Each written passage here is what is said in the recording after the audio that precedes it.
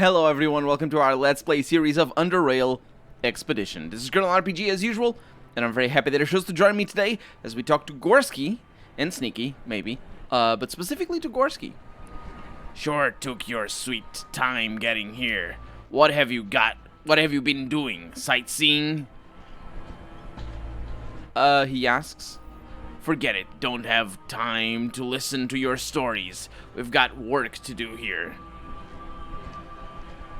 I can say the word nothing? I'm gonna say Dan Forte says hi. Dan. Haven't heard that name in a long time. I'll be damned that slob is still alive after all these years. Where'd you meet him? I met him in Foundry. In Foundry? I hope he's not overworked. Believe me, that's the laziest man I've ever met. But when I needed his help, he was always there.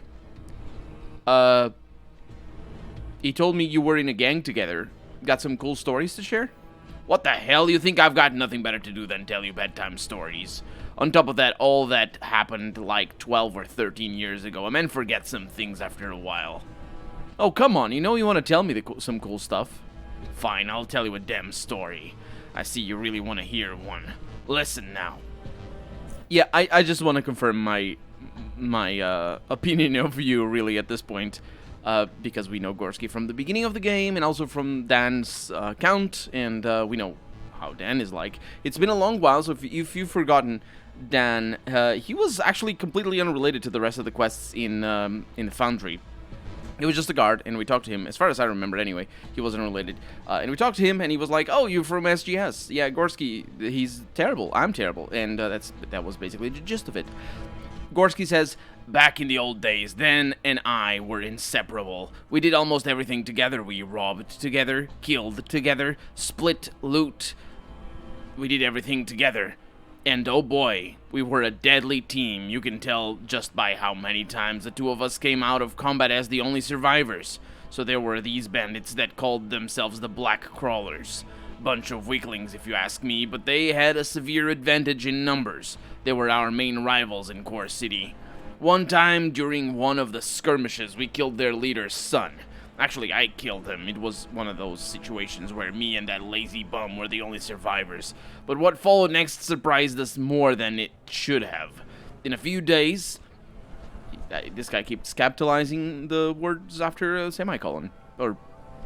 colon, I believe. Anyway, the crawlers found our camp in Core City and tried to take us out.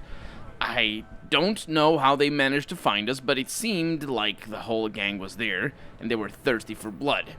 You see, our camp was located here in Core City, at the northern cliffside.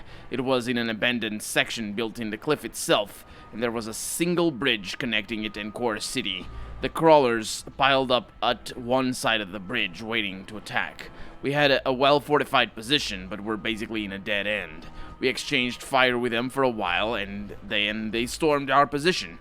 They were shot at, burned, electrocuted, even bloody blown to pieces with limbs flying all over the place. But they just kept coming and eventually overran our defensive positions. Again, Dan and I were somehow alive and together, killing those punks, and then suddenly a bullet went through Dan's head, killing him. We're talking about the same Dan here, the one I met? He didn't die. So, a bullet killed him, and he didn't die. Right. Oh, he says, I just wanted to see if you were paying attention. Right, because we are in first grade. So Dan and me got holed up in the back of the camp in a small building, small but sturdy. The lazy bum was manning a machine gun while I was gunning them down with my assault rifle, yelling. Funny enough, we had fun until a grenade flew in through the window and we had to split. I jumped out one window, Dan jumped out the other one. I moved behind some cover and bam, there he was. The leader of the Black Crawlers, Helaku. He was a boulder bastard with a huge scar on his nose, who, unlike his weak minions, could really mess a man up. I was staring down his bloody crossbow, and he knew I killed his son and wanted to send a bolt through my eye, but Dan came to the rescue. One, excuse me, one well-placed shot from his gun shattered Helako's wrist and made him drop the crossbow. I don't know why Dan didn't go for the head, that derailed bugger, but I reacted fast and grabbed the falling crossbow mid-air, turned it around, and sent one bolt right in his forehead. His eyes rolled backwards, his jaw dropped, and he fell dead. With their leader gone, the crawlers soon scrambled. We lost nearly everyone in the gang, and the survivors split.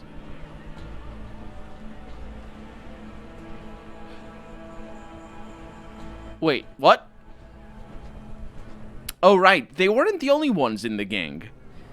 Even though he was alone with Dan there, and sure, okay, they weren't the only ones, but he lost somehow? They lost the people in the gang somehow? Unrelated. He's not telling that story. And the survivors split. Even Dan and he got tired, I suppose, and he went somewhere to the west, if I remember correctly, while I stayed here for a while and formed another gang. As for the black crawlers, eventually they settled in our old camp, and are still there, bastards. I guess someone took over for Helako back then. I also believe they are a bit more organized and tougher than before, but just a little. And there you go. I usually don't talk to people this much, but I suppose I got carried away. Good memories. Work the job. Don't they? Good memories work the job.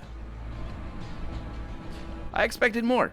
I don't really care what you think. Are you going to leave me alone now? I do need to go elsewhere, but, oh well, back to the SGS. Why are you holed up here? Those pompous gits, the oligarchs, think they can cut me off from what's happening. I came here to stand against the faceless, and yet they told me, in no uncertain terms, to pack up and leave. None of your business, they said. Since when is Core City none of my business? I dominated these streets back when they were still nothing but Biocorp henchmen. I bet Protectorate has something to do with this. They are trying to get established here. I can smell it. Well, if they think I'm just going to sit on my hands and let the Protectorate pigs and the faceless freaks run around the Underrail, they have another thing coming. We're gonna get a foothold in this city no matter what. That's why I rounded up these boys and girls here. Carrie, meet the Zone Rats and their leader, Sneaky. Hi. Sneaky, this is Carrie, the girl I've been telling you about. She makes things happen. Hey, good to hear. Sneaky and her fine street fighters have decided to throw their lot with us in this endeavor. What do Tanner and Vera think of your operations here? Tanner has enough troubles holding the fort and making sure the trading is flowing safely, not to mention all the repairs and stuff, so we don't need to bother him with this. And you seriously think I give a rat's ass what Vera thinks about anything? Her place is in the office, crunching numbers for trade agreements, not deciding what happens on the streets. How bad is the situation, or is the faceless situation? As you already know, they blockaded the tunnel that connects the south to the rest of Underrail. They've also made a couple of incursions into the city's outskirts. We don't know what the purpose of these incursions is, as they are clearly not trying to flood their troops into the city, at least not yet. Excuse me. You mentioned something about the Protectorate trying to get established here. Do you think they're making their moves right now?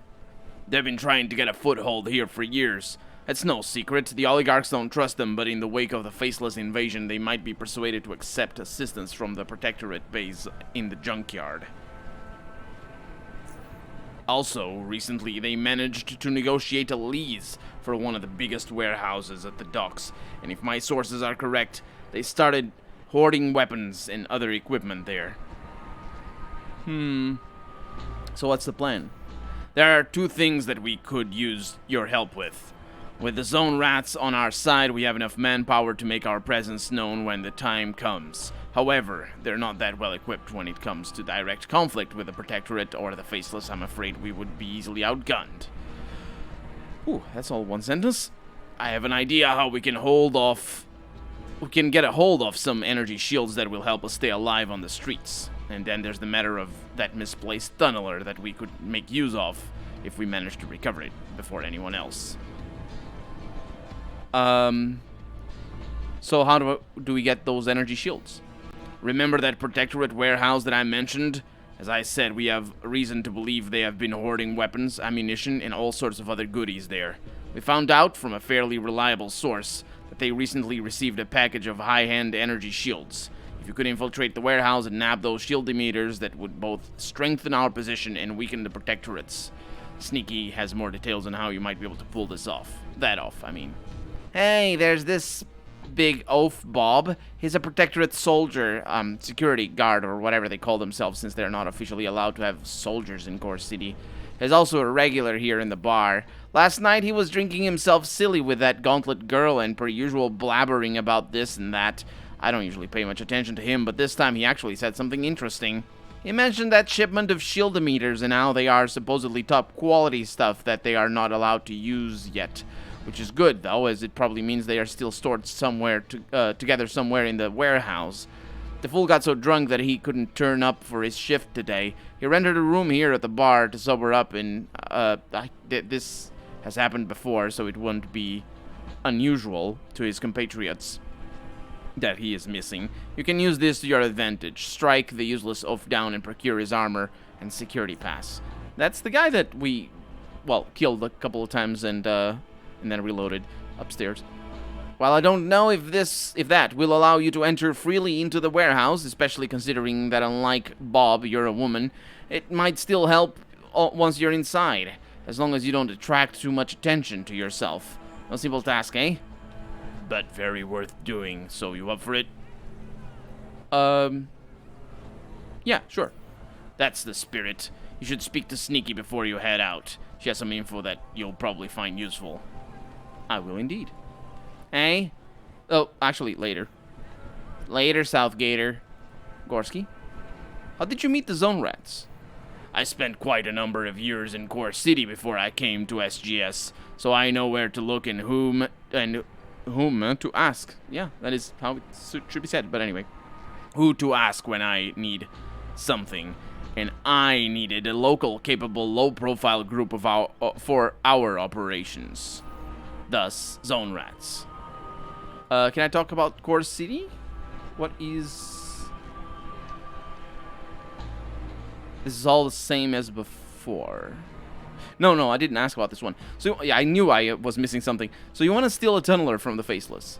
Not from the Faceless directly. Fill her in, Sneaky. Ah, yeah, so the Faceless sent a couple of their machines to bore through the cliff face in drop zone. Not sure what they wanted to accomplish with that. They backed them up immediately.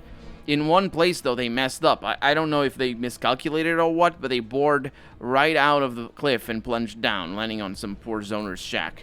The fall killed the crew, and the tunneler is stuck there now. We don't know what state the machine is in and whether we can even fix it, but it's worth a shot. There's another problem, though. A bunch of zoners gathered in the shack the tunneler fell into to throw a party in celebration. You'll have to persuade them to leave or remove them forcefully. After you clear the location, you must find a way to get the tunneler operational again. Look around the city and see if anyone's got the expertise, but be discreet about it. You up for this? Alright, I'll do it. Very good. Talk to Sneaky if you need any further details. Oh, we do. We do. And also, I need to prepare.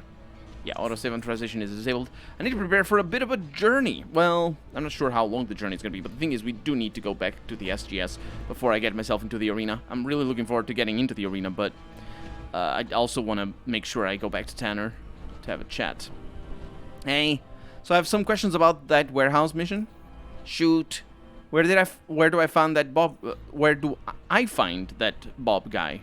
He's still in one of the rooms here in the bar. You could try stealing his armor and security pass, but I suggest zoning him out entirely. If he wakes up and notices they're gone, he might raise an alarm.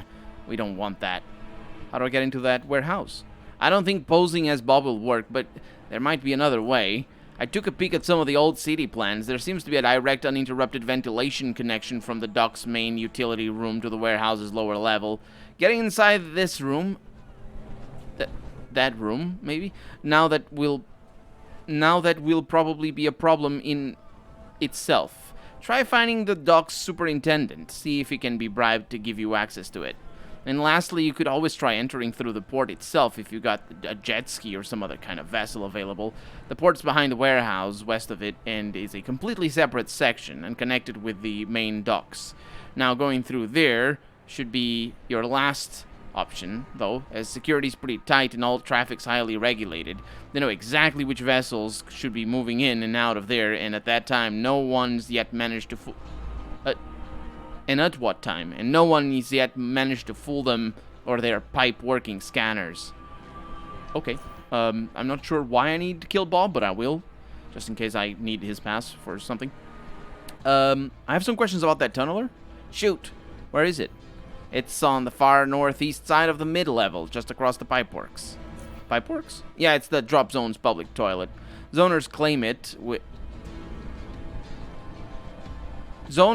with great pride that it's the most disgusting toilet in the lower Underrail. I don't think they're far off. Do you know anything of its condition? It crashed, so it's not really in top condition. I can't tell you exactly how damaged it is, though. You'll have to find that out for yourself. Okay. What can you tell me about the Zone Rats? We are just a group of capable people who want to survive in this ruin of a city. The oligarchs are incompetent idiots who care only about their own well-being, and if the faceless breach the city defenses, I'm sure they'll just run into the arms of their protectorate friends, seeing the deals they made with them. As for Gorsky, we tagged along with him mostly because we hate the same thing, and he's hardcore, and that's what the Zone Rats like. Do you know a man called John the Beautiful? She crosses her arms and responds after a pause. Why would you ask me that? I don't know. He sort of, I mean, the fact that I could, it's the, you can't ask that of a role-playing game, an RPG player. Come on, let's, anyway, he told me he hangs around the hardcore city bar, so I guess you might have met before. We used to spend time together. Yes? She sighs. He's a nice man. He's really not. We had some fun. He liked doing certain things the complicated way, though, and he's obsessed with eating. I mean, really, he used to drive me mad. Imagine waking up in the middle of the night to the sound of munching. He would just look at me and keep munching. That's what when I said to myself, enough is enough. But he was sweet otherwise, I suppose. We had some fun. You realize you could, get a kitchen? Getting a kitchen, well, I guess a dining room at the very least. A place where you could eat is probably the best way to do the munching. Because so the way she does it, he's got an eating disorder. I mean, he doesn't really come across as having one, but I mean, clearly it's enough to affect their relationship. So, yeah, eating disorder is probably very likely. If you keep the food in the kitchen, it's probably healthier for him. Also, it's healthier for you because you don't have to wake up to the sound of munching. Apparently, that was the problem. Munching doesn't even make noise. It's whatever. What can you tell me about Core City? Okay, what you really need to know about Core City is not at what time Gladiator A is gonna butcher Gladiator B in the arena tonight, or what the best cocktail to try at the hardcore city bar is, but that things here are rarely as they seem on the surface, and that you should choose allies carefully. Take the oligarchs, for example. They are endlessly plotting against each other, sabotaging one another, even though on the surface it seems as if those fine gentlemen are cooperating, doing everything they can to improve the lives of the common folk. Through their enterprises, it's Cortec, JKK, Praetorian Security apparently is all the oligarchs' companies. They are cooperating, yeah, sure, when lots of coin are involved, because lots isn't plural. Anyway, when lots of coins is involved. Actually, wait. Yeah, because I said lots of coin. Lots of coin is involved, right? But if you say lots of coins are involved, that makes sense. Which is what it is. It's a plural version. But it does change. It's funny, because when you say coin in plural, it's a different type of word than the word when you say coins in plural. Anyway, like in the case of the arena, noble cause, eh? These people are filthier than the filthiest toilet bowl in the pipeworks. It's hard for me to tell you who can be trusted in this pipe-working city, but it's easy to tell you who can't. Stay away from their enterprises, no matter how enticing their offers might sound. Got that? Yeah, sure. What do you think about the free drones? I support their battle against the Protectorate, as those rats should be driven out of South Underrail. I doubt she actually supports them. Because, you know, support isn't... You can't just... It's not... That's not support. It's just like, sure. I don't... Like, I'm not against them. That's not support. Not being against them is not support. Even though what she's trying to say here most likely is that I sympathize with their battle, I suppose. But I feel they've gotten more and more fanatical over the years. If they accuse you of being a collaborator, you're done for. Not much evidence is needed. Suspicion is enough to get you tied to the tracks and have your guts stretched from one station to the other while your family watches. No different than the vilest of gangs, don't you think? I was gonna say... no, I don't think that. I was gonna say that, like, she's referring to them as becoming more and more fanatical, which probably has to do with just the fact that like, usually groups like these they work like cults, basically, because they're isolated from society. They probably forbid communication with the enemy. It sounded like that they were that kind of group. You know, just shut yourself off the moment you note that somebody isn't or is with your enemy, so you just don't talk to them at all. And that's one of the bases of fundamental aspects of a cult. The problem with the cults is that they indeed become more fanatical. The thing about being fanatical, though, isn't really what you do. I mean, it is, but the example that she gives is not correct, in the sense that it can be applied to things like, I was thinking, the oligarchs. Because if you turn against the oligarchs, like, for example, steal something, they will kill you. They will freaking kill you. And they have always been like that. So, by her own standards, her city is a bunch of fanaticals. But then she says the vilest of gangs, and I'm like, yeah, your whole city is the vilest of gangs, then, I suppose. Well, I guess that's that. Later, Southgater. I like it. I like the Southgater bit. So, how do I leave? How did I get in? There. I need to go over there. Can I leave through that door? You freaking... Hey, open the door. Up the ladder, sister. No. What? Are you seriously gonna force me to go around? I'll go around. I'll show you what's good. Yeah. So, we probably are gonna go into the arena. I want to go into the arena. The problem with going to the arena is that it's gonna be a while.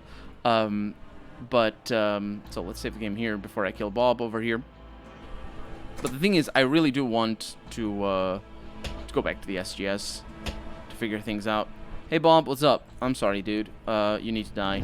Who are you again? Protectorate scum? Is that how it worked? I don't remember. Why did you not die? Thank you for dying. It's a very dangerous level, this one. There it is. Port Zenith Security Pass. And then the rest of the stuff doesn't really matter, although the morphine shot is definitely helpful. Can I, just not go in there? Why? Like, there's no reason why that would be like that. I mean, sure, like, sure, the instructions were to get in through here, but why is there a door there in the first place? I don't understand. Sneaky. Hey. Warehouse mission. Yeah, I just want to make sure I talked to you about what just happened, but it doesn't matter that I killed Bob. Bob is dead. Now, before we go back to the SGS, I do want to make sure that we explore the rest of the stuff over here. So Jack Quicksilver doesn't have anything else to tell me. Just want to make sure everything works well. I'd like to know more about the organization you're working for. Tough. Abram or I would have told you by now more if we thought. That's wrong. That's not thought. That's we tough. No, that's though. If we though you should know at this point in time. That is one sentence. With never mind the the typo. I need some help with the assignments you gave me. Gary, I can't say much to that will help you. It's up to you to figure out what needs to be done and then do it, preferably in an optimal way. Then again, I suppose a word of advice wouldn't hurt. And it's a very simple piece of advice. Keep your eyes and ears open. There are always cracks in the walls for you to get through, little details that reveal big secrets, small mistakes that have big consequences. Take care in everything you do, for a careless mistake might cause unrepairable damage. No, I just save a lot, Jack, it's fine. That's enough of Jack's wisdom for now. That is the least relevant wisdom ever. It's useless. Useless, I say. But we're out of time for the day, so we're gonna need to get by with it, with a useless thing. So, yeah, thank you so much for joining me. This has been Underrail Expedition. I'm Colonel RPG, and I hope I'll see you next episode. Don't forget to leave a like to make sure the next episode comes out sooner rather than later. Unless it's out already, in which case you can just click over here. Bye.